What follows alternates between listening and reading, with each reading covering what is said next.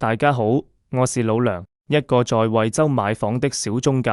今天給大家介紹的小區涿州希月灣畔，位於惠州大亞灣龍海一路與龍山三路交界處。以下是對該樓盤的幾點分析。首先，我們說下優點與缺點。第一，地理位置優越，緊鄰深圳，距離僅1.8公里，便於在深圳工作的上班族兩地通勤。小區位於龍海一路主幹道旁，也是最近深圳的一條主幹道。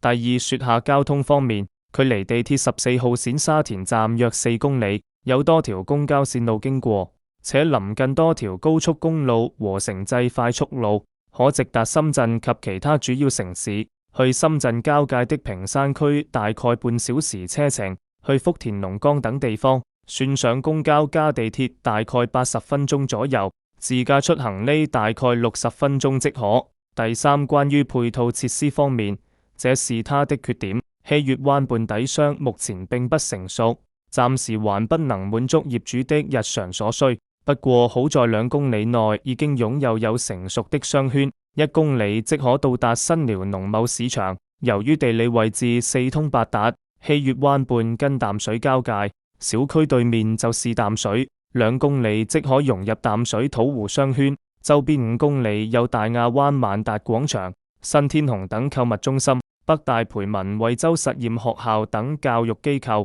以及惠陽三和醫院等醫療資源，能滿足居民日常生活需求。第四，說下戶型方面，戶型實用，而且高贈送率。涿州這個開發商呢，還是挺良心的。目前為止，在大亞灣開發的社區使用率，基本可以做到100%。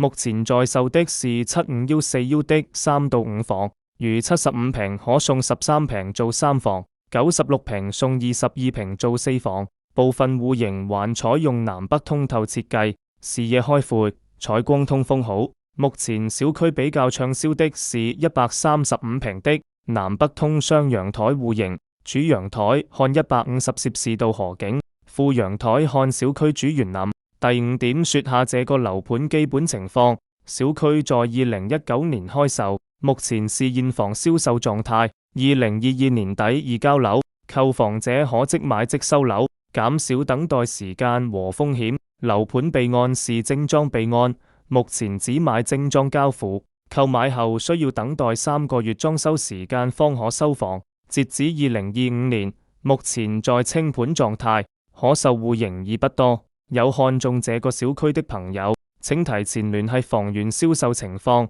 避免跑空。第6點，希月灣畔房價對比周邊其他社區相對偏高，對於部分預算有限的購房者來說，購房壓力較大。該小區高峰時17000每平，現在國慶調整價格均價為9988元起每平米起。不過這個是包含家具家電的價格。對於在外地想過來買房的朋友比較友好，省時省心。第7，小區容積率為3.0%，綠化率為30%，相對中型小區內部綠化較緊湊。好在河道公園已經做好，增加了業主活動空間。再來說說小區周邊環境，東西兩側有空地，南側有自建房和民房，西側還有工廠已搬走部分。市貌環境有待提升，前排幾棟樓且可能會受到噪音影響。該小區物業評價不一，有業主反映該小區物業費較高，為2.60每平每月，物業服務質量一般。以上就是老梁對本小區的簡單測評，如果不足之處，歡迎大家評論區補充討論留言，希望對未來的購房業主有幫助。大家還想看我分析哪個小區，可以留言。